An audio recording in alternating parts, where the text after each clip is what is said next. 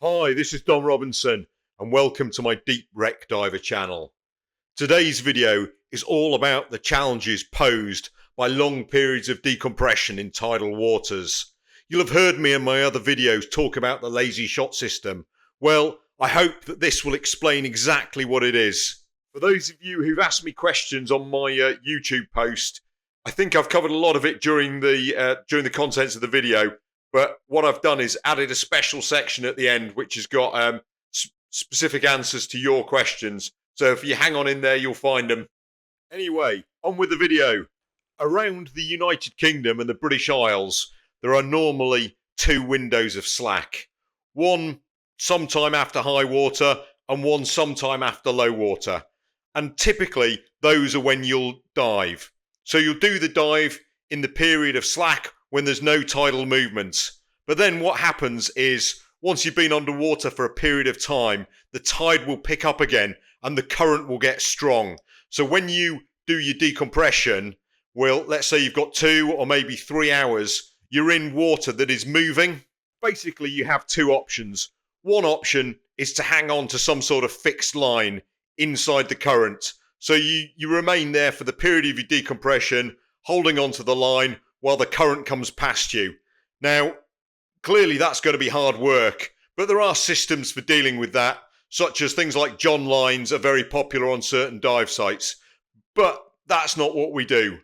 Not least because it's uncomfortable, and if you have large numbers of people on the same line, then clearly they can start to get in each other's way. The other option is to move with the current, and there's different ways of doing that. Typically, for periods where you don't have much decompression, people will put up a delayed SMB, and then people will drift under their delayed SMB, and when the decompression is done, they can come up to the surface.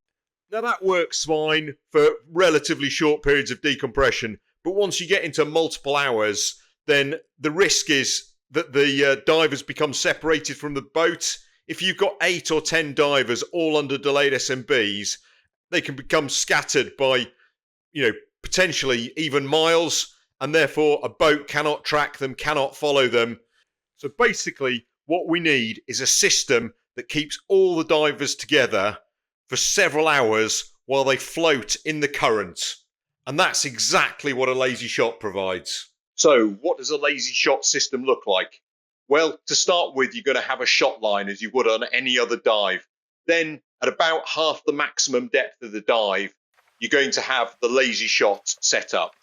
This will be attached to the main shot line via a quick release. You'll see in lots of my videos that we use a little prusik knot to do this. That just makes sure the lazy shot stays at the depth at which you want it. Then, as divers go past, they each attach a tag onto the lazy shot quick release. Once they've completed their dive, they return to the shot and ascend up and remove their tag one at a time until the last diver, once they've removed their tag, they know that all the other divers are above them on the lazy shot, and they can release the quick release, which will then float with the current with all the divers above them. The boat follows the lazy shot once it's been released and then picks up the divers as they complete their decompression. So that's explained what a lazy shot system is and how it's supposed to work. Obviously, there's always a few occasions when things don't go quite as planned, and probably the most common one, or the one that is most commonly talked about, is where a diver doesn't get back to the lazy shot and doesn't remove their tag. So that's exactly what's happening in this piece of video we're looking at now. I happen to know that myself and my buddy there are the last 2 divers on the wreck because there was no more strobes, but we've got up to the quick release and there are 3 tags when there should be only 2. So we followed the protocol, we've left the tag, and we've carried on up ascending up the shot line. So the next bit of the protocol is what you have to do is wait for a certain amount of time and count the other divers. So you can see here, I've come up quite a way, got to about 12 or 13 meters. Most of the other divers are there. I'm communicating with one of the other divers, and we're basically having a discussion about what's going on. Unfortunately, I can't actually see what the other divers, saying with their hands. They're a bit above me. They've got dark gloves on, so I can't see. What then happens is a few minutes later on, I've come up a bit further and we're going to resume the conversation. And the reason we're resuming the conversation is this is the depth at which the break in the lazy shot is.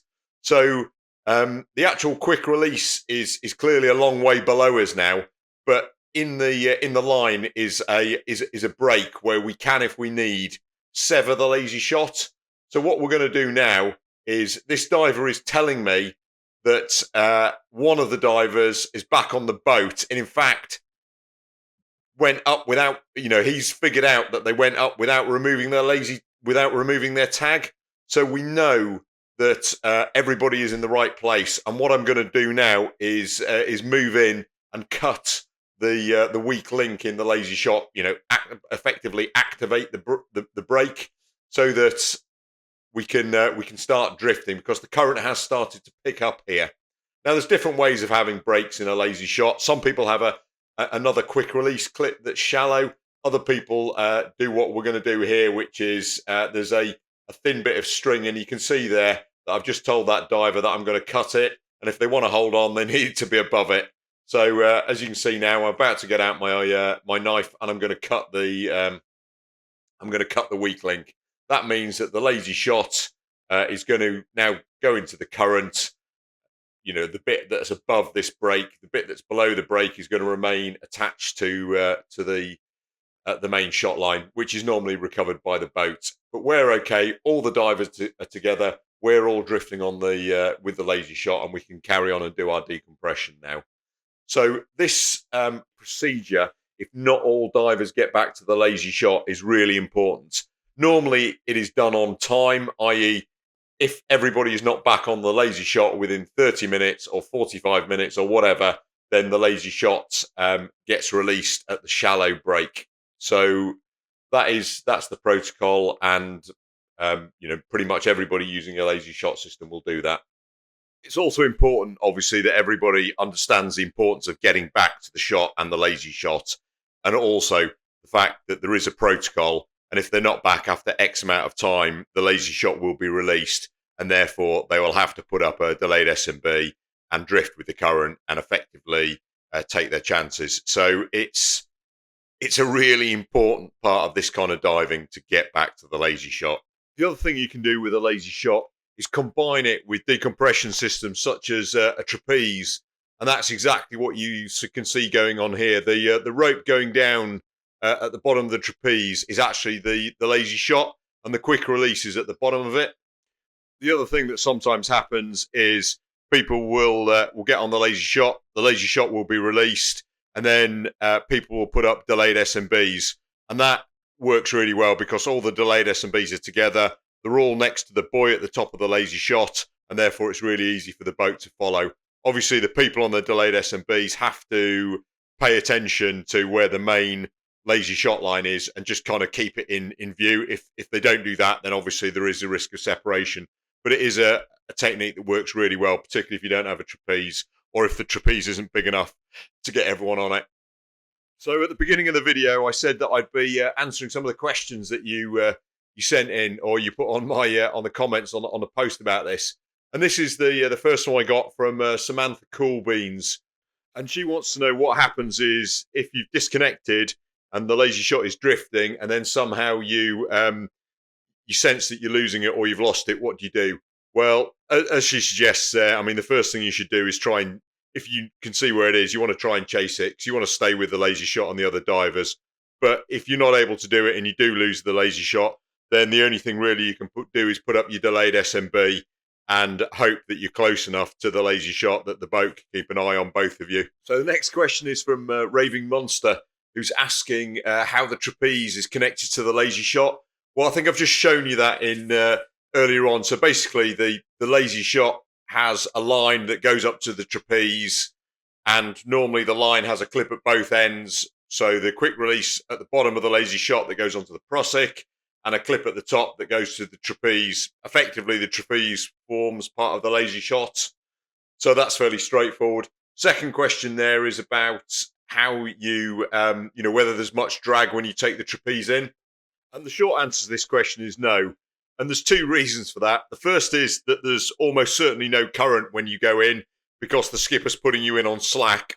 And the second thing is, whatever current there is, the skipper is going to drop you upstream of it, so the current will take you onto the main shot line. Once you're on the main shot line, you then clip on the lazy shot, and as you can see, there's a weight, and the weight will drop the lazy shot down the main shot line. When you get down to when you get down to where it is, where the weight is, as you can see here, what you do is you take off the prusik, as you can see, put the prusik around the main shot line. And what it's sometimes useful to do is to have another diver with you, and the other diver can pull down the lazy shot a bit, and that will just help it get down a bit further. And you can see that's kind of what's going on here. We're working together just to get it down as far as possible, get it all installed and all set up. So I hope that answers your question and explains why there isn't that much drag and why it's a fairly easy and straightforward thing to do. So the next question is from Papa Bear in the Woods, who asks if I've ever been scared or spooked for whatever reason, and also, asks about sharks and stuff. Well, I guess easy one there. I love wildlife, whatever it is, sharks, etc. I've seen them in the tropics, as other people have. Not so much in this country. In terms of being spooked, then yeah, for certain, absolutely. I mean, you just need to have a look at those dives where I've struggled to get back to the shot line. So I think my one about diving the Vandalia, you'll see me getting a bit concerned on that one, and also in my my video about the lazy shot, the strobes rather, you'll see on there as well. You know, there's a dive I did on a big old wreck off the Lizard where I was really concerned that I wasn't going to get back to the shot line. So I guess those are the things, those are the situations where I've been most concerned. Another question here from Samantha Coolbeans. Awesome username, by the way, Samantha. This is asking if anyone has ever been left behind on the main shot by mistake due to a missing tag, or if they forgot to clip it on. Well, I'm sure that probably has happened, but I'm not aware of it happening. Not least because I think with us, the strobes at the bottom of the shot tend to provide a second means of figuring out who's on the who's where and the dive. So I've not really seen that happen, but yeah, I mean, I guess it conceivably could. Next question here is from Naymother, asking about how we get the shot onto the wreck. Well, I mean, there's a couple of different options. Depends on the boat and the skipper, really. Also, how they judge the conditions. Grapple are really common. The other thing that gets used a lot is a spud weight. Spud weight is just basically a large, heavy lump of something. They tend to be used if the skipper doesn't think they're going to be able to hook into the wreck. The other thing to mention is you may have seen on some of my dives that we use something called a waster, which is a bit of rubbish string or whatever that we often use to tie the shot into the wreck. So it's thin enough to break when the skipper decides that they need to recover their shot, but it does just hold the shot into the wreck against any current or anything like that. So I've got a whole load of questions here from Eric. Hopefully some of them I've picked up already in the video. What's the purpose of a lazy shot? I think you should have got that already. What situations does it make deep divers easier? Well, this is all about decompressing in tidal flows. So rather than trying to hang on to a shot line, use a lazy shot to provide a marker for all the divers to drift within the current. So therefore, it makes it easier for them. Is it only for deep dives? Well, not necessarily. You could use it on any dive, I guess, where you need to do decompression in current. Is it only for UK dives? Well, that's the same thing, isn't it? I guess any dive where there's current running and you need to decompress in it. And next one, why the term lazy shot? I have no idea where the term comes from. It's probably just one of those things that some guys came up with on a boat at some point. There are other types of shot. No, I'm not familiar with an industrious shot or an active shot or a not much going on shot or a really quite busy at the moment shot. None of those I'm familiar with. So how is it deployed? Who deploys it? Well, I think I've kind of I've covered that earlier on, showing the fact that it's normally taken in by some divers, although sometimes some skippers do like to put them on themselves when the shot line goes in. How is it retrieved after the dive is over? Well, it's just hanging in the water. So once all the divers are up, then the skipper and the boat just comes alongside it with a boat hook, and it just gets pulled back aboard the boat. Are there roles for divers at the beginning of the dive and during deco stops? Beginning of the dive, if the divers are putting in the lazy shot, then normally there'll be somebody nominated to do that. Potentially, some divers will also attach the waster, so the first people down will tie in the shot into the wreck. Are there any roles during deco stops? Not really. Not the way we do it. Chris, is a strict no kindles policy. What are the rules regarding the lazy shot? Well, I guess the only real rules are ones I kind of covered.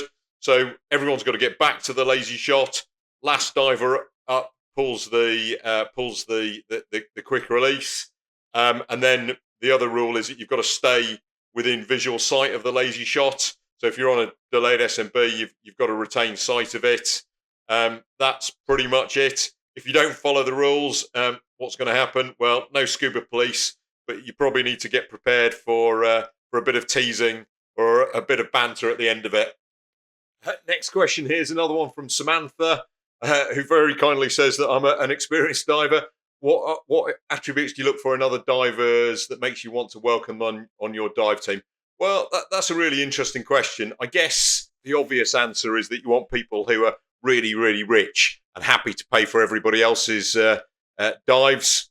I don't think that's what you meant. It's also not actually true, because what you want people to be fundamentally is not a liability to start with. What you really want them to be, though, is absolutely competent in the water, all the potential situations that you're going to face. So that's kind of your baseline level, I guess. On top of that, it's a bonus if they're the sort of person that you want to spend a lot of time with on a boat. It's also a bonus if they bring other skills and talents, such as photography or videography, or the ability to research, or the ability to spot things when you're underwater and kind of highlight them to others. So, yeah, I guess those are the kind of things that we look for people when they're joining the team. Here's another question from Samantha. She's asking about stuff that happens on the boat. So what's important with the crew?